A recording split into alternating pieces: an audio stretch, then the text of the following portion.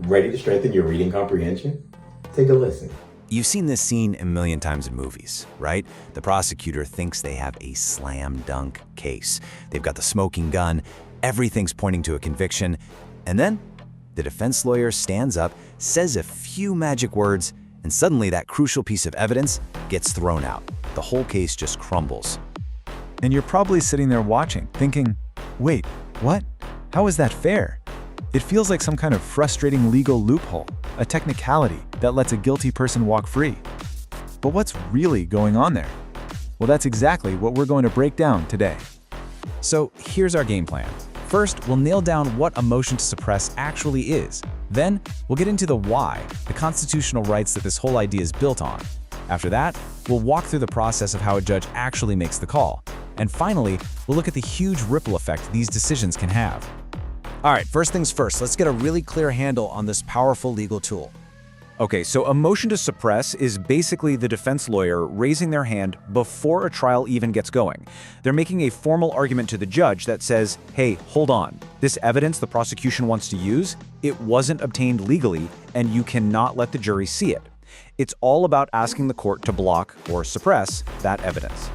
And this isn't just about one kind of evidence. We're talking about a whole range of things. It could be physical stuff, like a weapon or drugs found in a search. It could be a confession someone made to the police. It could even be a witness pointing someone out in a lineup, or the results of something like a blood test. Basically, if the defense thinks it was gotten improperly, it's fair game to try and get it suppressed. So why do we even have this rule? It might seem strange, but it's not just some random legal tactic. It is deeply rooted in the foundation of the entire U.S. justice system, the Constitution itself. The key idea here is something called the exclusionary rule. And it's pretty straightforward, really.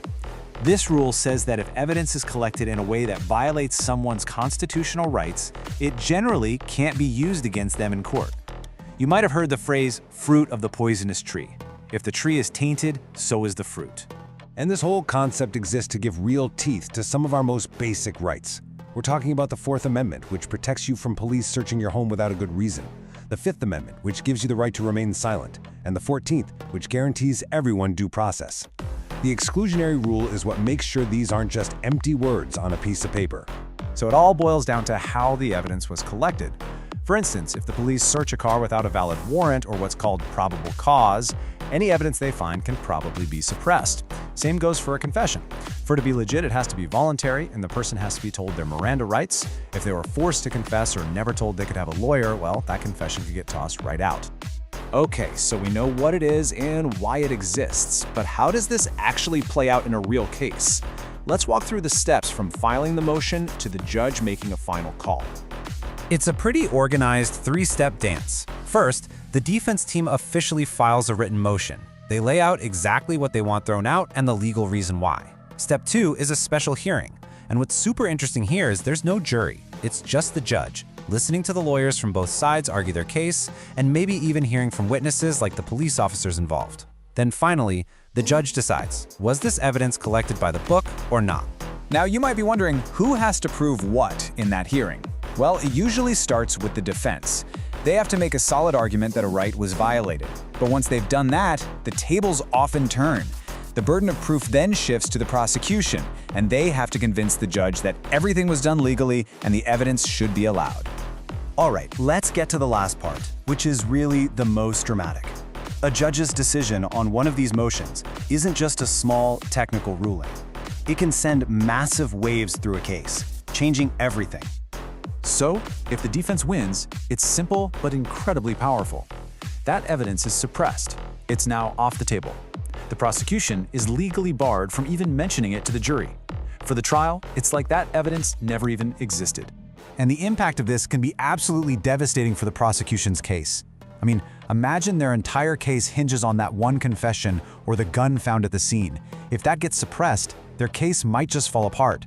And in some instances, if that suppressed evidence was the only thing connecting the defendant to the crime, the prosecutors might have no choice but to drop the charges completely. So when you step back and look at it, this whole system really serves two big purposes. For the individual defendant, it's about making sure they get a fair trial by keeping any illegally obtained or tainted evidence out of the picture. But there's a much bigger, system-wide reason. It's about deterring bad behavior. This quote really just nails it. The motion to suppress isn't just about one person in one case, it's about holding the entire system accountable.